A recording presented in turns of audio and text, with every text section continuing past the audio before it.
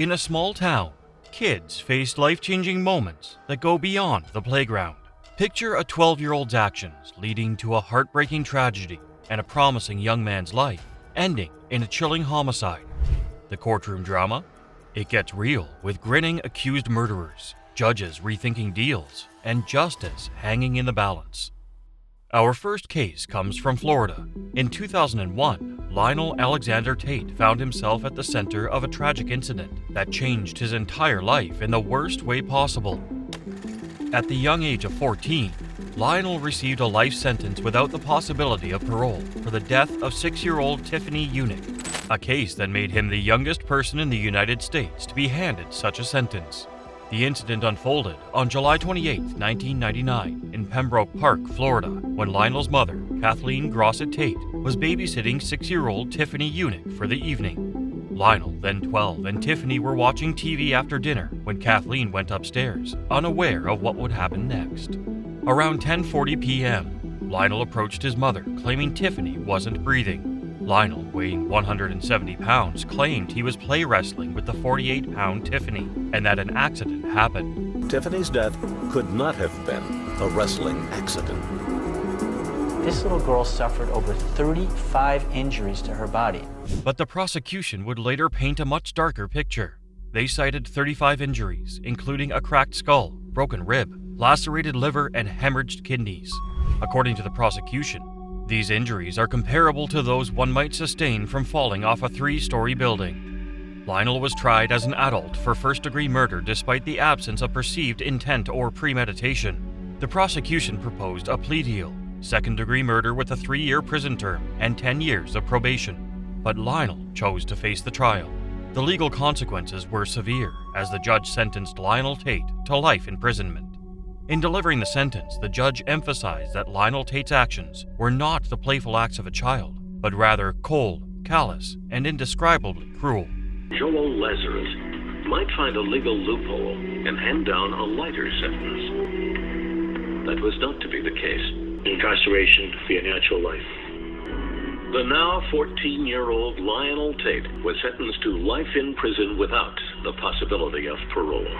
At an age when he was supposed to be playing with his friends and learning about life, then 14-year-old Lionel Tate was convinced of first-degree murder and was sentenced to life imprisonment without the possibility of parole on March 9, 2001. As he was being sentenced, he sat there with empty eyes, perhaps still unaware that his life was over before it even began.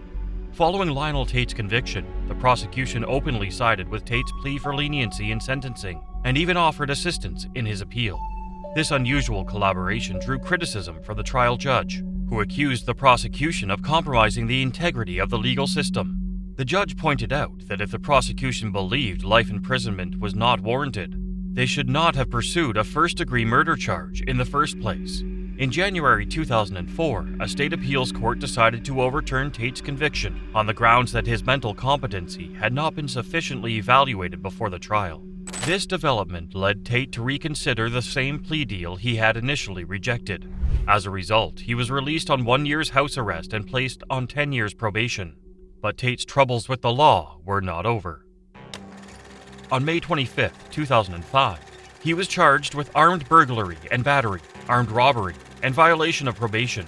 The incident unfolded when Tate threatened Domino's pizza delivery man Walter Ernest Gallardo with a handgun outside a friend's apartment after placing an order. Gallardo, fearing for his safety, dropped the pizzas and fled the scene. Tate then re-entered the apartment and attacked an occupant who did not want him inside. Gallardo quickly called 911 upon reaching the Domino's store and returned to identify Tate, though no firearm was found. On March 1, 2006, Tate accepted a plea bargain, admitting to violating probation by carrying a firearm during the robbery. Despite withdrawing his guilty plea for robbery, he was sentenced to 30 years in prison on May 18, 2006 for violating probation. Florida's 4th District Court of Appeal upheld this sentence on October 24, 2007. On February 19, 2008, Tate entered a no-contest plea for the robbery charge and received a sentence of 10 years in state prison. He's currently being held in the Charlotte Correctional Institution, serving his remaining sentence. Our next case is a roller coaster you won't see coming. Get ready for a jaw-dropping twist that will leave you questioning everything. We're moving on with a case again from Florida. On February 21, 2011, near Tropicana Field in Florida, 46-year-old police officer David Crawford responded to a 911 call about a suspicious individual. The caller reported a man holding a brick in a backyard, who then jumped a fence, raising concerns for a potential burglary. Upon arriving at the scene, Officer Crawford spotted the individual and left his vehicle. At 10:37 p.m., Officer Donald J. Ziegler observed and reported an exchange of gunfire. Officer Ziegler then discovered Officer Crawford lying near his cruiser, having sustained multiple close-range gunshot wounds while reaching for a notepad. The assailant fled the scene, and there began a large-scale manhunt involving over 200 officers from various agencies across Tampa Bay. The search came to an end on February 22, 2011, as community tips led police to 16-year-old Nicholas Lindsay. At first, he gave conflicting statements and claimed he was innocent despite the evidence.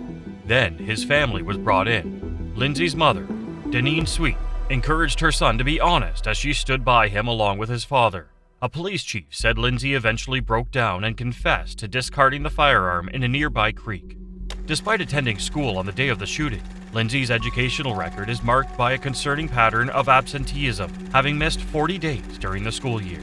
Gibbs High School's former principal, Kevin Gordon, had discussions with Lindsay about his class attendance. Both Gordon and a teacher acknowledged that, in their interactions, Lindsay consistently complied with authority.